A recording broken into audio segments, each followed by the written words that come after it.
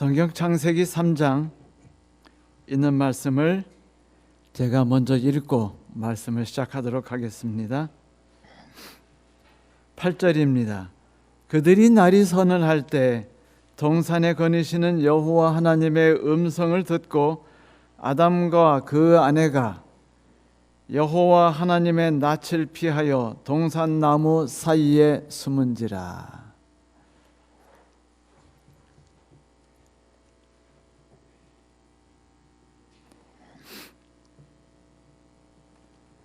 문제는 하나님과의 분리였습니다. 아니, 하나님을 하나님으로 인정하지 않으려 하는 생각이 문제였죠. 그것이 신뢰의 관계를 깼으며, 그리고 인도하는 자와 인도받는 자의 관계를 깨는 변질된 분리를 낳았습니다. 하나님께서는 모든 것을 온전한 분리를 통해서 풍성함과 충만함과 그리고 성장이라는 것이 있기를 소망하셨지만, 인간은 그 분리를 하나님을 의지하지 않음으로 시작해서 변질된 분리로 만들었죠. 마치 태양에게서 에너지가 나오는데 그 태양에게서 에너지 받는 것이 의심된다고 안 받겠다고 하는 것과 같아요. 그리고 인간의 힘으로 다른 방향에서 에너지를 얻으려고 애쓴다면 어리석은 생각일 수 있죠. 왜냐하면 우리가 알고 있는 석유도 결국은 태양 에너지에서 나온 것이기 때문입니다. 태양열이 나무를 키웠고 나무가 으름들이 나무로 자란 뒤에 갑작스럽게 어느 날 일순간에 수만 구리의 나무가 땅속에 환물되는 일이 생기고, 그 다음에 그것이 압력에 의해서 석유나 석탄이 되었죠. 그것 역시 태양에 의한 것입니다. 요즘 자녀들이 부모들에게서 독립하기를 너무 좋아해요. 마치 부모의 지혜와 부모의 경험과 부모의 능력과 분리되기만 하면은 좀 더 나은 세상을 만들 수 있을 것으로 착각하고 있죠. 부모들은 우리를 이해 못한다고 생각하죠. 서태지의 노래도 그런 방식으로 해서 인기를 끌었었습니다. 그런데 독립하려면 아주 독립하지 왜 재정적인 독립은 안 하는 겁니까? 이 인간은 하나님과 온전한 분리를 할 수 없었어요. 그저 자신의 책임과 하나님과 자신이 위치에 놓는 것들을 혼동시켜서 만들고 싶었을 뿐입니다. 그로 인해서 문제가 커졌어요. 마음과 마음으로 하나님과 분리됐습니다. 더 이상 하나님이 그들의 목자가 아니었죠. 하나님이 더 이상 안식일을 통해서 그들과 거룩함을 나눌 수 있는 상대가 되지 않게 되었습니다. 슬픔이 여기서 시작되었어요. 이 문제 해결은 하나밖에 없었어요. 하나님께로 돌아가는 것이었죠. 하지만 인간들은 하나님께 돌아가지 않았습니다. 무화과 나무 잎을 둘렀을 뿐이에요. 그런데 그들이 새로운 현상 속에서 당황하고 있을 때, 이제까지는 아내가 꽤 착한 마누라고 나에게 정성을 다한다고 믿고 있었거든요. 그런데 갑자기 하나님에 대한 신뢰가 깨지면서 이 아내가 여편네 혹은 마누라로 보이는 겁니다. 행동하는 것이 의심스러워요. 의도가 있는 것처럼 보입니다. 나를 이용해 먹으려는 것처럼 보여요. 그러니까 평상시 의심하지 않고 살며 상대방의 죄악성을 상상하지 않고 살 때는 내가 어떤 옷을 입었는지, 그 발가벗었는지 안 발가벗었는지가 문제가 되지 않았었는데 이제부터 문제가 되는 거예요. 어머, 어디를 쳐다보는 거야? 이런 식으로 바뀌게 된 거죠.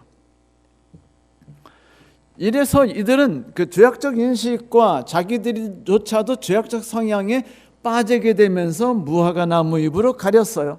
그때 하나님이 등장하셨습니다.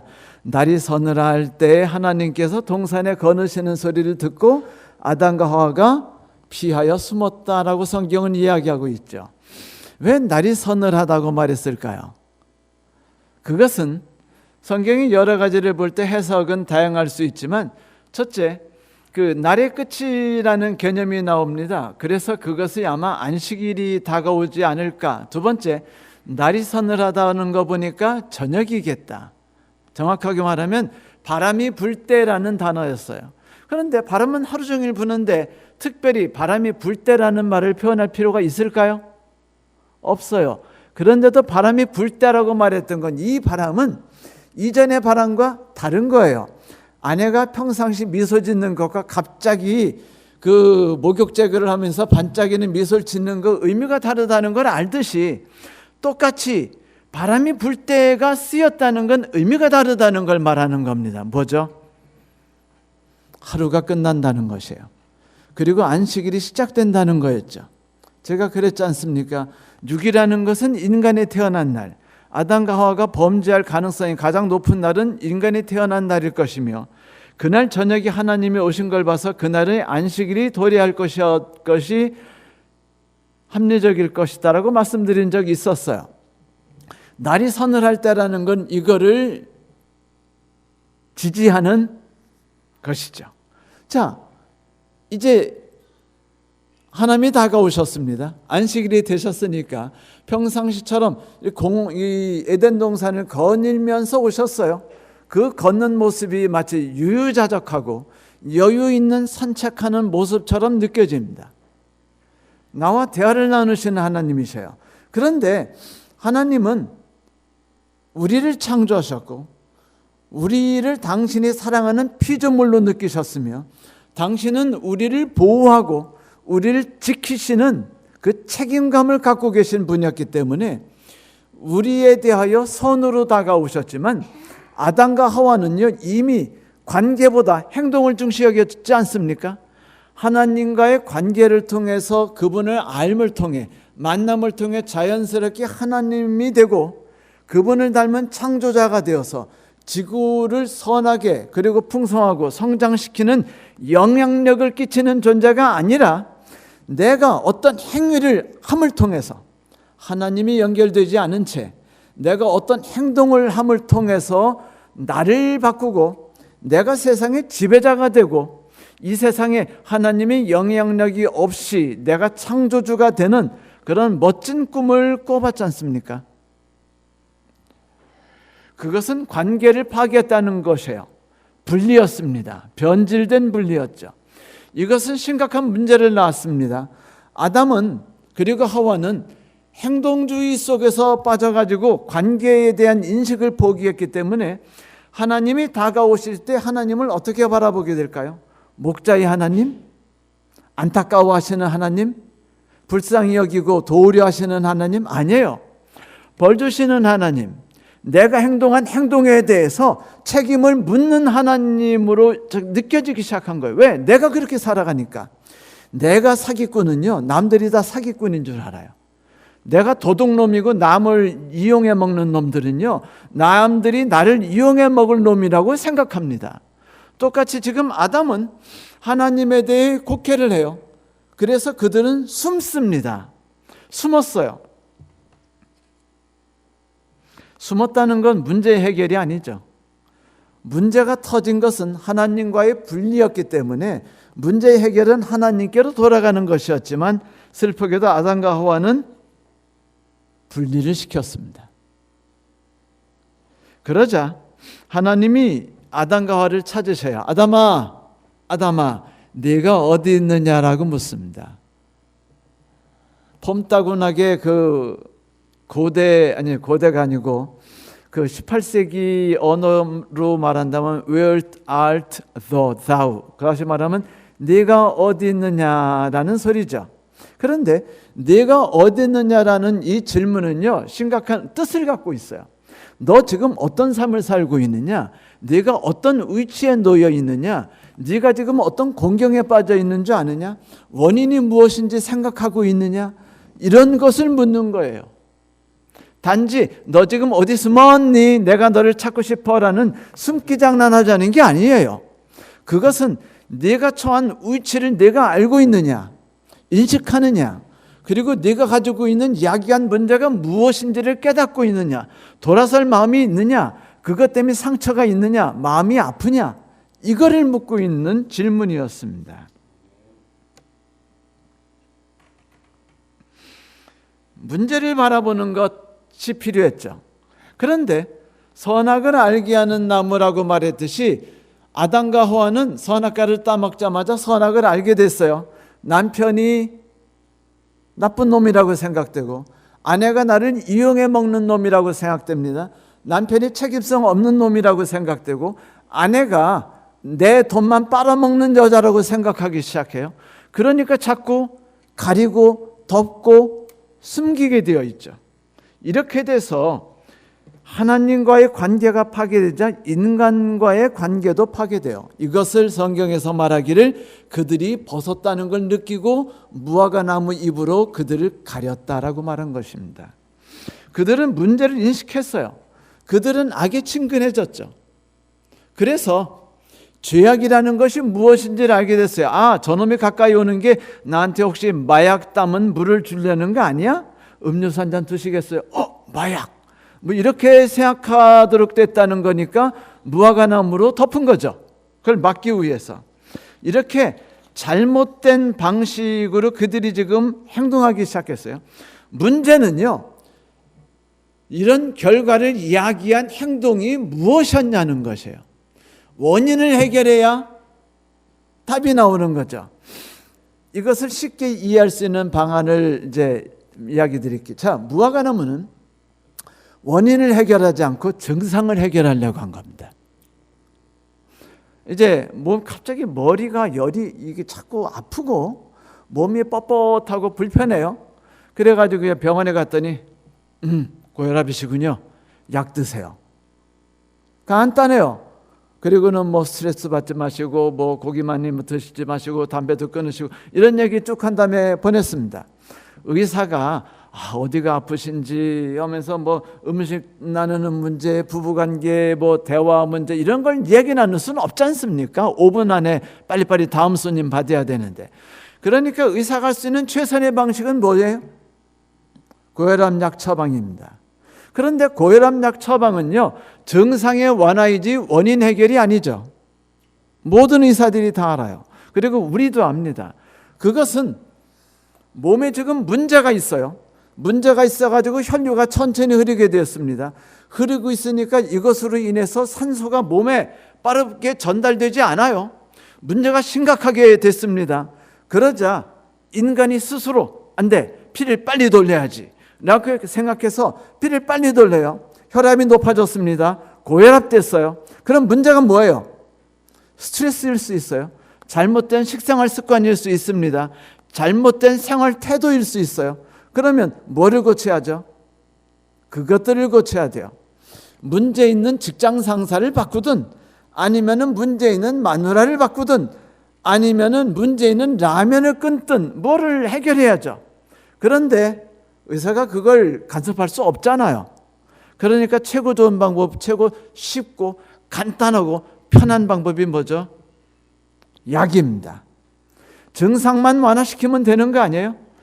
혈압 낮춰주면 되는 거예요? 아니에요. 그런데 이게 낮춰줘서 좋은 것 같지만 우리가 알고 있는 그 만고불변의 진리가 있죠. 고혈압약을 한번 먹으면 영원히 끊지 못한다. 그것이 몸에 점점 나쁜 영향을 주기 시작해요. 왜냐하면 혈압을 높여서 혈압이 빨리 통과하게 해야 몸의 문제를 해결할 수 있다고 몸은 인식하고 있는데 고혈압약은 그걸 방해하고 있는 거예요, 지금. 그러므로 몸의 증상은 해결했을지 모르지만 원인은 점점 멀어지고 원인 해결은 멀어질 수 있고 그리고 문제는 점점 심각해질 수 있다는 것입니다. 물론 저는 이것의 한 면을 본 거고 성서적인 입장에서 좀 해설을 하려고 쓴 거니까 목사님이 말씀하신 것 좀 문제가 많다라고 생각하실 필요 없어요. 저 나중에 딴 데 가서는 고혈압약 먹으라고 할 수 있습니다. 왜냐하면 증상 완화도 도움이 되지 않습니까? 그렇죠? 꼭 원인 해결만 할 수 있는 건 아니잖아요. 중요한 건 아담과 하와입니다. 그들에게 있어서 중요한 거는 원인 해결이에요. 원인 해결이 뭐죠? 하나님께로 돌아가는 겁니다. 하나님과 그 나뉘어졌던 분리를 흐트러 놓은 것이었어요. 안식일과 6일이 일곱째 날과 6일이 흐트러지면 문제가 생기죠. 분리되어야 하지 않습니까? 하나님과 내가 흐트러지면 문제가 생기죠. 내가 하나님을 목자로, 하나님을 창조주 하나님으로 인식할 때 진정한 분리가 무엇을 낳는다고요? 창조를 낳는다고 했죠.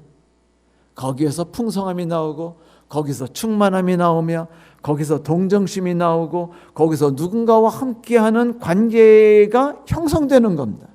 그런데 그것이 무너져 버렸어요. 해결은 돌아가는 겁니다. 노래도 있잖아요. 돌아와 내게 돌아오라 라고 말하는 것처럼 돌아가는 것밖에 없는데, 아담과 하와는 어떤 방법을 취했냐면 무화과로 끝내버린 겁니다. 증상을 덮어버렸어요. 증상 완화로 문제를 해결하려고 했습니다. 하지만 이것은 그들을 망칠 뿐입니다. 가정 문제는 점점 심각해지고 있었고, 그들의 삶은 점점 파괴되고 있었어요. 그러므로 하나님께서 나서신 거예요. 그분이 등장하셨습니다. 아담에게 가까이 가셨죠. 너희들이 지금 어디에 있느냐? 너희들이 지금 무슨 짓을 저질렀느냐?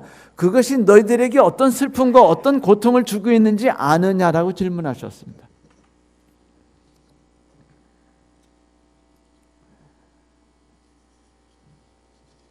여기서 우리가 착각하지 말아야 할 한 가지 중요한 내용을 잠깐 지나치듯 설명을 드려야 할 것 같으네요.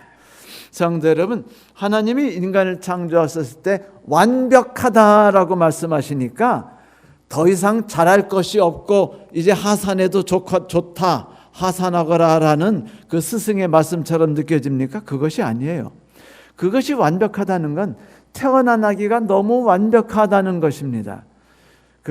우리 집 사람하고 제가 요즘에 아주 보기만 하면 감동받는 애가 있어요. 대웅 씨 아들 재범이. 애가 왜 이렇게 귀여워요? 왜 이렇게 사랑스럽대요? 미치겠어요. 그런데 그 아이는 그 어린아이로서 완벽한 거죠. 응아 싸는 게 자연스러운 거예요? 아니면 1살짜리가 응아를 스스로 가리는 게 자연스럽습니까? 네? 싸는 게 자연스러운 거예요. 아담과 하와는 처음에 모든 게 완전했지만 동시에 모든 게 불완전했습니다. 아이와 같은 거예요. 그런데 하나님은 기뻐하셨어요. 완벽하다고 말씀하셨어요. 왜죠? 지금부터는 키우는 재미가 있거든요.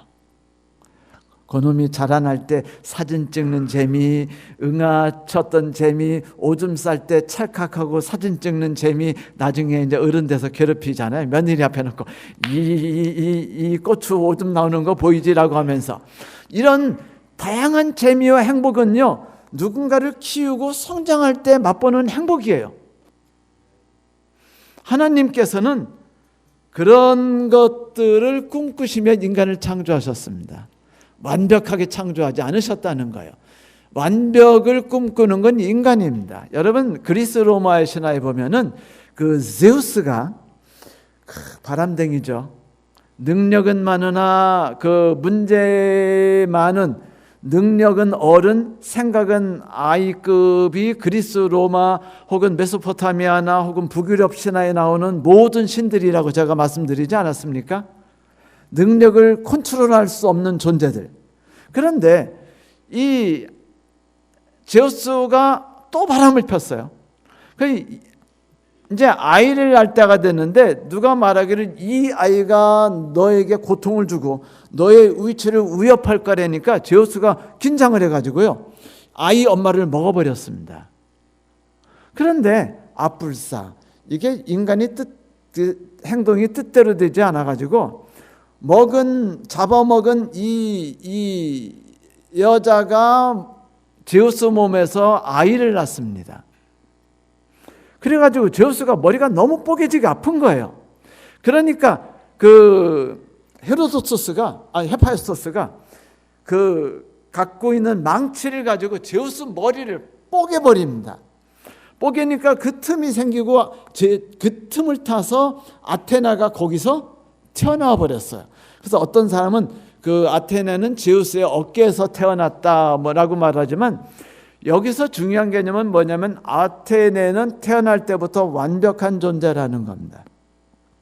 여러분, 아담과 하와가 태어날 때부터 완벽히 성장돼서 동정심과 책임감과 그리고 온전한 인내심과 정상적인 판단력과 모든 걸 다 갖고 태어났으리라고 믿으십니까? 아니에요. 그거는요, 헛된 생각입니다. 성장 이미 다 끝났으면 하나님의 만나신 이유가 뭐예요?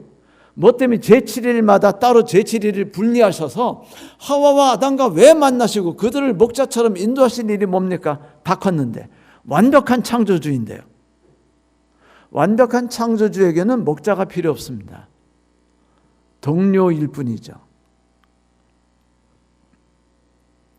하나님에게 심히 좋았다는 건 이 아이가 어떤 능력을 가지고 자랄까? 그걸 바라보는 재미였겠죠. 나와 어떤 관계를 쌓아가면서 만들어갈까?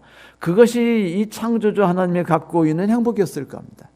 그 일을 위해서 제7일을 분리하셨잖아요. 안식 일주일마다 7번째 되는 날마다 하나님이 인간과 만나는 놀라운 경험을 맛보도록 하기 위해서. 그런데 하와가 관계를 통해서 성장하는 것보다는 내 힘으로 성장하는 걸 원했죠. 그래서 하나님에 대한 절대적 굴복, 하나님에 대한 온전한 인정, 그분이 사랑과 자비에 대한 완벽한 인정, 받아들임, 이런 것이 싫었기 때문에 하와는 고통을 받다가 선악과를 따먹었어요. 자, 문제는 여기서 터졌죠. 하나님이 찾아오셨어요. 아담과에게 묻습니다. 그래, 왜 숨었더냐? 숨었다고 말하니까 왜 숨었더냐? 그러니까 아담이 하는 말이 가관입니다. 당신이 내게 준 그 여자가 내게 선악과를 따 먹게 해서 내가 먹었나이다. 말하면 뭐예요? 하나님, 책임을 나에게 묻지 마세요. 나 변호사 됐어요. 이미 내가 변호사탕에 알아보니까 당신 잘못 너무 많더군요. 당신이 여자를 만들어 내게 주셨잖아요. 그 여자 흠이 많아요. 에스바디알 여자입니다 라고 말한 겁니다. 나 책임 하나도 없어요. 잘못된 건 환경이지 내 잘못이 아닙니다 라고 말한 것이었습니다. 아담은 문제를 직시하지 않았어요. 그런데 여러분 아셔요? 아담이 여기서 무엇을 드러내냐면 자기의 문제점을 드러내기 시작했어요. 창세기 1장에 하나님이 아담과 하와를 창조하시면서 그들에게 주신 거룩한 명령이 있었죠. 특권. 뭐였죠? 만물을 돌보고 지키라. 봉사하고 지키라는 뜻이었고 돌보고 케어하라는 뜻이었습니다. 이것은 아담에게 주어진 거룩한 명령이었어요.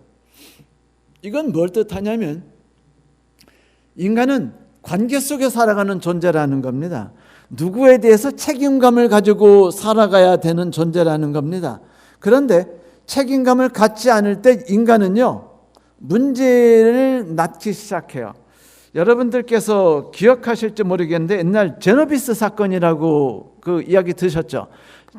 제노비스 신드롬이라는 이야기도 있었고 제노비스 사건이라는 이야기도 있었는데 1964년 3월 13일 뉴욕의 어느 그 아파트에서 새벽에 한 남자가 여자를 성폭행하고 그 폭행을 해서 죽이려는 사건이 있었습니다. 그런데 아파트 한가운데서 비명 소리가 들리고 막 그 아파트 불이 켜지고 아마 10여 분 이상 소리가 나고 비명이 나니까 어떤 사람이 문을 그 소리 하나 크게 질렀어요. 조용히 하라! 라고. 그러자 이 나쁜 녀석이었던 모슬리라는 애가 도망가요. 그랬다가 몇 분 뒤에 다시 와가지고 또다시 폭행하고 결국은 30여 분이라는 긴 고통 속에 비명이 지르고 하는 와중 속에 아무도 아파트 문을 열지 않고 아무도 119에 신고하지 않고 이 여자가 거기서 자기 집 근처에서 죽었습니다. 이 사건이 미국에서 정말로 충격적인 사건으로 다가와요. 인간의 책임성에 대한 문제였습니다. 또 단체 속에서 사람들이 얼마나 자기가 누구에 대해서 책임감을 갖고 있지 않을 수 있는 가능성이 높아지는가에 대한 이야기였죠. 문제는 이거예요. 책임성을 갖지 않았을 때는요, 동정심이 생기지 않습니다. 마음이 아프지 않아요. 그리고 애타하면서 그를 위한 무언가 하고자 하는 정서도 약해집니다. 이 책임성 문제는 우리 교회에서도 발견할 수 있어요. 간혹 가다가 이제 화요일이나 월요일 날 이제 전화가 오기도 합니다. 교회 불이 켜져 있다고. 그럼 제가 뜨끔하죠. 내가 또 잊어먹었구나. 한편으로는 이런 생각이 들어요. 하지만은 이런 얘기들이 자꾸 있어요. 에어컨이 켜져서 일주일 내내 돌 때도 있고, 교회 히터가 계속 켜질 때도 있어요. 교회가 막 물건이 이렇게 막 옮겨져 있고서 다 그냥 가버린 경우도 있습니다. 그러면 교인들은 생각하죠. 맨 나중에 나오는 사람이 좀 정리하면 안 돼? 라든지, 좀 끄고 나오는 것 좀 서로들 신경 써주면 좋겠다. 집사님들은 다 뭐냐? 이런 얘기들 서로 오고 가요. 중요한 건 이거예요. 내가 그 일을 해야 된다고 생각하지 않고 왜 교우님들이 이런 걸 신경 쓰지 않느냐라고 생각하는 겁니다. 이게 아담의 생각이었어요. 아담은 이겁니다. 하나님, 제가 잘못했어요. 제가 선악과를 먹었군요. 제가 하나님을 신뢰하지 않았습니다. 죄송합니다가 아니고 이렇게 말한 겁니다. 내가 무슨 책임이 있다고 나한테 그러세요? 내가 아내를 지킬 책임이 있습니까? 없나요? 창세기 1장에 그랬잖아요. 돌보고 지킬 것. 그렇다면 그 이야기는 뭐냐면, 아내가 사탄에 의해서, 마귀에 의해서 유혹당할 것이나, 아내가 자꾸 고민하고 고통하면서 하나님께서는 왜 선악과를 주신 거야, 여보? 그거 기분 나쁘지 않아? 선악과 때문에 우리가 스트레스 받잖아. 그냥 먹으라고 하시면 되는 거지. 왜 먹지 말라고 하지? 그래, 먹지 말라고 했다 진짜 이유라도 말씀하셔야 하잖아. 왜 자존심 상하게 이유도 안 가르치면서 먹지 말해? 우리는요, 원래 부모님이 무조건 먹지 말라는 건 이상하게 막 부모님 떠나시면은 막 사다리 타고 올라가서 그거 막 훔쳐 먹고 싶지 않아요? 훔쳐 먹은 사과가 더 맛있다며요. 이렇게 우리는 반발감을 갖잖아요. 그런데 하와가 그런 얘기를 할 때, 아담이 만약 제정신이었다면 그에게 뭐가 있댔죠? 책임이 있댔죠. 뭐를 할? 아내를 돌볼 책임이 있댔죠. 뭐를 할? 아내를 그릇됨과 죄악으로부터 보호할, 지킬 책임이 있다고 그랬어요. 그걸 하지 않았어요. 그리고 뭐라고 말해요? 당신이 만들어주신 저 여자 문제입니다 라고 말했을 때, 그거는요, 일견 옳은 듯 보이지만 심각한 문제를 말하는 겁니다. 뭐냐면, 아담은 자기가 가진 특권은 누렸지만 뭐는 하지 않았어요? 책무는 다하지 않았습니다. 결국 그는요, 인간의 길을 포기했다는 겁니다. 창조의 으뜸인 만물의 영장임을 포기했다는 것이에요. 왜냐하면 창조주로서, 창조주의 자녀로서 성장해 나가는 자가 하는 창조적 행위가 뭐죠? 돌봄이었기 때문입니다. 지켜주는 것이었기 때문이에요. 그것을 창조주께서 하셨고 그것을 아담에게 넘겨준 거였어요. 이건 이겁니다. 아버지가 대박 났어요. 음식을 만들어 가지고 대박 나가지고 막 손님이 하루에 300명씩 오는 거예요. 그래가지고 이제 너무 성공하고 있는데 아버지가 아들한테 비결을 안 가르쳐 주셔요. 그럼 기분 나빠요, 좋아요? 그러니까 아들이 언제나 아빠가 이제 나한테 비결을 알려줄까? 아빠가 이제 옛날 얘기로 한다면 이거죠. 죽어가면서 아들아, 그러니까 그 집신 말이야. 그거 터럭만 이렇게 뜯어내기만 하면은 심기 좋단다. 이렇게 하고 돌아가시는 것처럼 죽을 때까지는 집신을 비싸게 팔아먹으려면 터럭을 예쁘게 다듬어야 된다는 걸 아빠가 끝까지 안 가르쳐 주셨대요. 아들에게. 아들이 배신할지 뭐 할지 어떻게 알아요? 안 그래요? 우리는 죽을 때까지 유산도 넘겨주지 말라고 하니까 우리나라 그 옛날에 부모님들이 자녀에게 그 기업 비밀을 죽을 때까지 안 가르쳐 주신 거 이해가 가긴 해요. 그런데 중요한 건 이겁니다. 지금 하나님이 갖고 있는 비결, 창조적 능력이 뭐예요? 돌봄이었어요. 지킴이었습니다. 그렇게 해서 함께 충만해지고 함께 살아가면서 함께 풍성해지는 것이었어요. 그런데 아담은 뭐를 안 했습니까? 창조주가 만드신 인간으로서 해야 될 가장 유일하면서 가장 중요한 의무를 하지 않은 것이에요. 그건 뭡니까? 책임을 다하지 않은 겁니다. 돌보는 책임, 지키는 책임을 다하지 않았어요. 그렇다면 아담은 선악과 먹은 문제에 대해서 핑계를 댈 건수도 없었습니다. 근데 핑계가 얘만 되는 줄 알았더니 누구도 됐었어요? 하와도 그래요. 하와도 뭐라고 그럽니까? 하나님이 주신 저 뱀이, 그런데 여기서 차이가 있어요. 남자와 여자 차이. 남자는요, 가족에 대한 책임성이 좀 약하대요, 상대적으로. 왜냐하면은 첫째, 자기 일에 한 가지 일에 몰두하면은 다른 거를 신경 쓰지 못하는, 다양한 것을 신경 쓰지 못하고 있고, 또 하나는 밖의 일을 주로 하기 때문이기도 하죠. 여하튼 남자는 가정일의 책임성이 약합니다.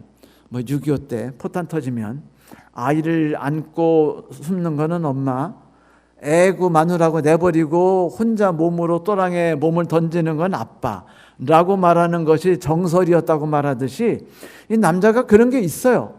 그러니까 남자와 여자가 책임이 필요한 방법을 보면 남자는 마누라에 대해서 마누라를 단절한 거예요.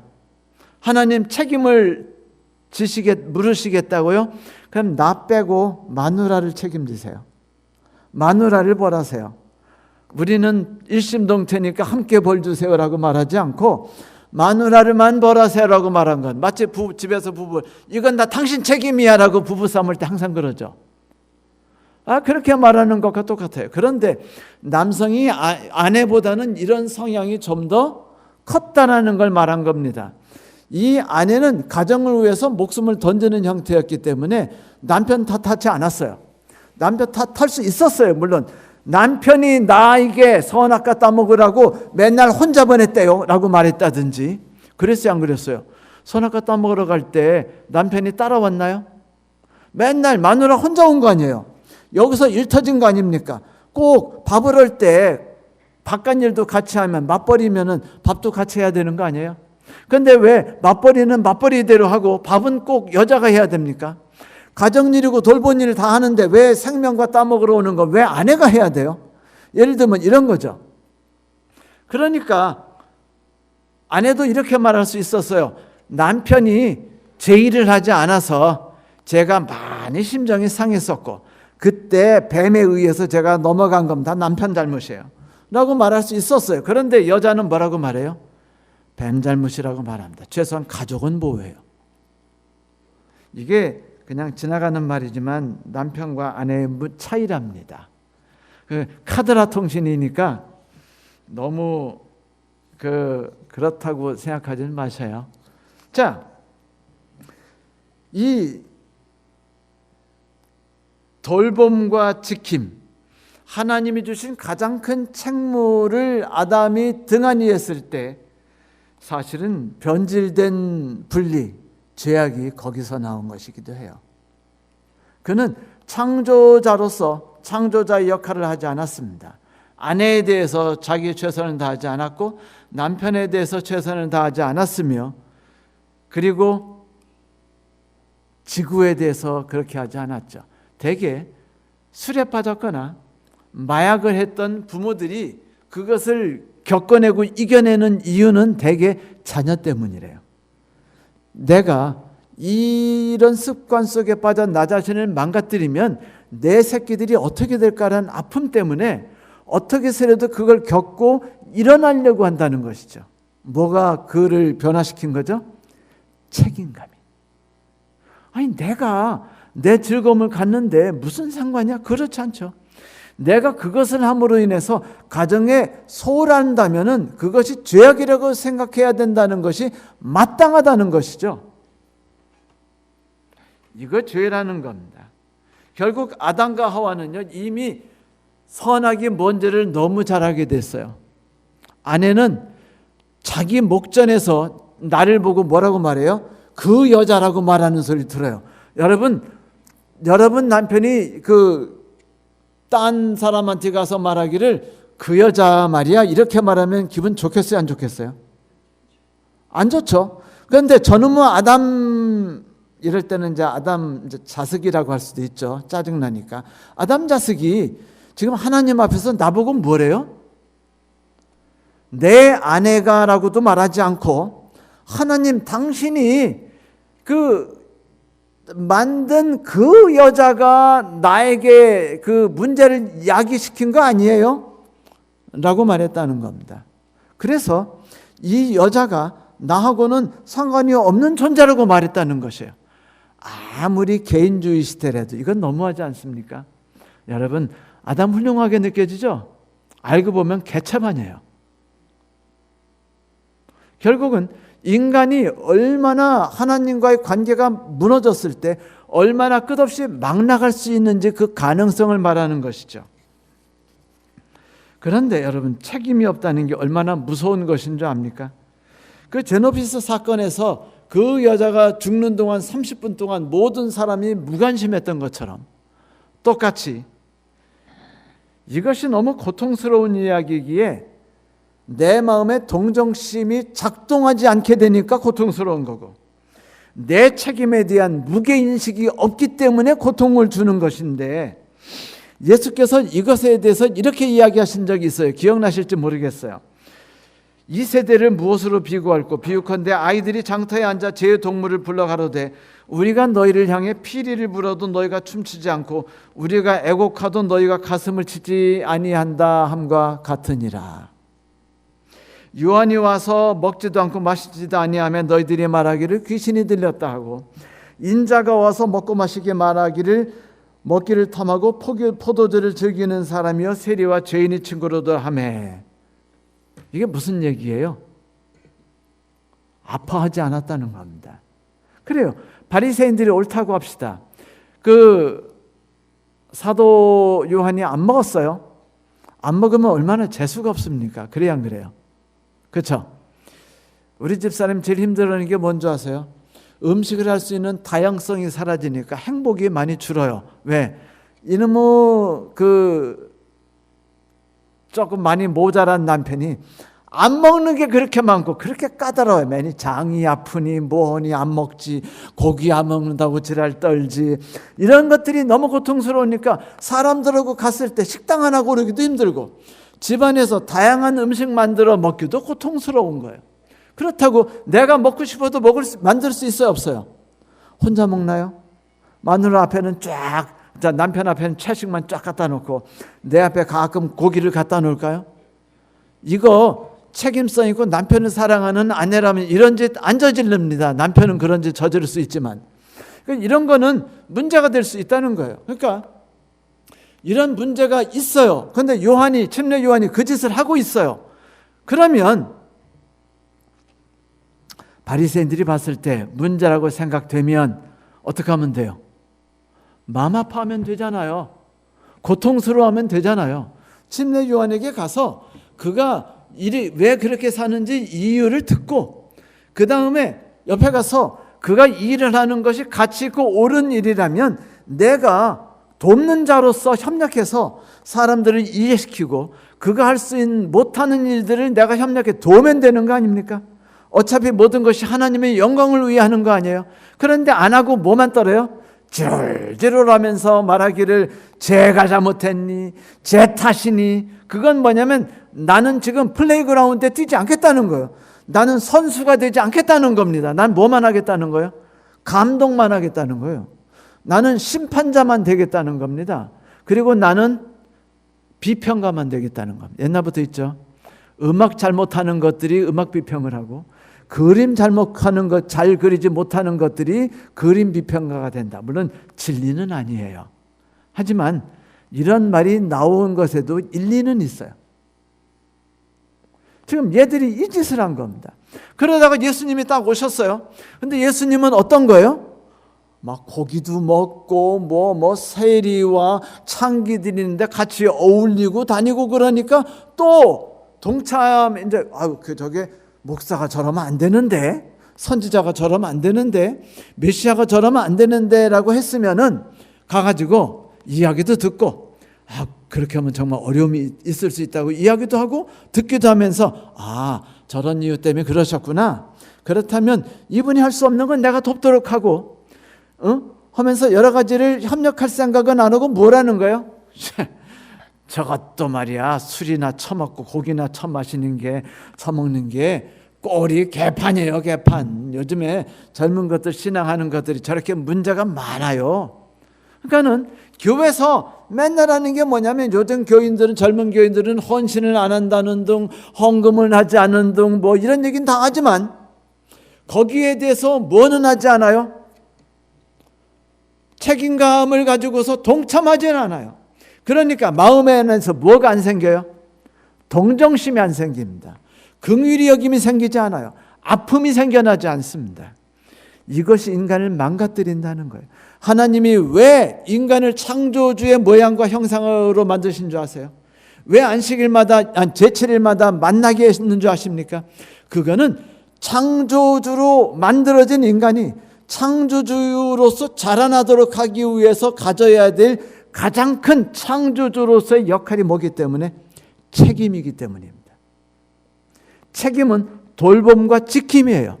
이 돌봄과 지킴을 통해서 내게 동정심이 생겨나고 내게 아픔이 생겨나며 내게 그에 대한 이해력이 생겨나요. 돕고자 하는 열정이 생겨나고 기도하고자 하는 마음이 생겨납니다. 같이 아이를 안고 그리고 포탄이 있는 옆으로 피할 수 있는 정신이 생겨나는 것입니다. 아담은 이것을 하지 못했습니다. 여러분, 책임은요 거룩한 기회의 창을 열어줘요. 선악과가 하나님께 절대적으로 굴복할 수 있는 기회를 열어줬듯이, 그러나 그가 그 기회를 놓쳤듯이 아담과 하와는 자기의 책임을 등한히 했습니다. 내가 이렇게 됐을 때 남편이 얼마나 고통스러울까, 내가 이렇게 해서 내 가족이 얼마나 어려움에 빠질 수 있을까, 그들은 생각하지 않았죠. 그저 자기만 책임 회피만 하면 된다고 생각했었습니다. 성도 여러분, 하나님이 주시는 기회가 우리의 무책임함으로 인해서 문이 닫히지 않게 되기를 소망합니다. 이제 말씀을 정리하죠. 하나님은 아담과 하와에게 물으셨습니다. 아담아, 네가 어디에 있느냐? 따라해 보세요. 아담아, 네가 어디에 있느냐?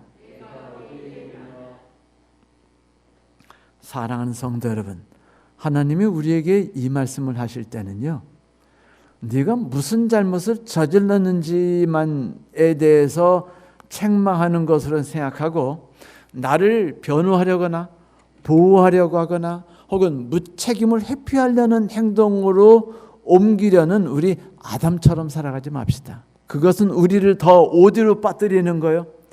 고통의 구렁텅이로 빠뜨리는 겁니다. 하나님이 물으신 건 이거예요. 네가 나에게서 얼마나 멀리 떨어져 있니? 네가 나와 관계가 어떻게 멀어져 있니? 만약 네가 그 문제를 해결한다면 너는 다시 나와의 삶으로 돌아갈 수 있어. 내가 그것을 위해서 네게 찾아왔단다. 눈을 열어서 우리에게 그렇게 다가오시는 하나님을 바라볼 수 있도록 합시다. 말씀을 마치겠습니다.